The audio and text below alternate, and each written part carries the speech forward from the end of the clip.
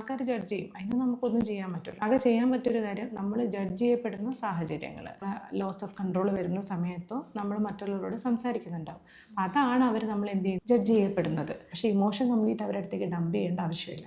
അത് നമ്മളെയും ബുദ്ധിമുട്ടിക്കും, അവരെയും ബുദ്ധിമുട്ടിക്കും. നമ്മളെ എല്ലാ ഇമോഷൻസൊന്നും നമ്മൾ ഷെയർ ചെയ്യാറില്ല എല്ലാവരോടും, ഉണ്ടോ? കുറച്ച് നമ്മൾ അമ്മയോട് പറയും, കുറച്ച് നമ്മൾ അച്ഛനോട് പറയും, കുറച്ച് നമ്മൾ ഹസ്ബൻഡിനോട് പറയും, കുറച്ച് മക്കളോട് പറയും, അല്ലെങ്കിൽ നമ്മൾ ഫ്രണ്ട്സിനോട് പറയും. പലരോടായിട്ടാണ് നമ്മളെ കാര്യങ്ങൾ നമ്മൾ ഷെയർ ചെയ്യുന്നത്. എല്ലാവരോടും എല്ലാം പറയേണ്ടതില്ല.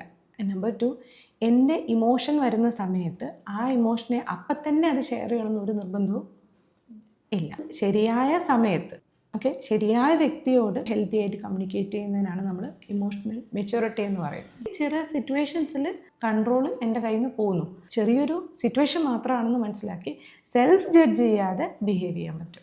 ഞാൻ നല്ല എഡ്യൂക്കേറ്റഡ് ആണ്, എൻ്റെ കാര്യങ്ങൾ ഞാൻ ഒറ്റയ്ക്ക് ഡീൽ ചെയ്യാൻ എനിക്ക് പറ്റും, ഇൻകം ഉണ്ട്, ഓക്കെ, പിന്നെ എന്തുണ്ട്, എൻ്റെ കാര്യങ്ങൾ ഞാൻ കുക്ക് ചെയ്യുന്നുണ്ട്, ഡ്രസ്സ് വാങ്ങിക്കുന്നുണ്ട്. സോ ഞാൻ ഇൻഡിപെൻഡൻ്റ് ആണ്, അതുകൊണ്ട് ഞാൻ എന്നെപ്പറ്റി പ്രൗഡാണ്.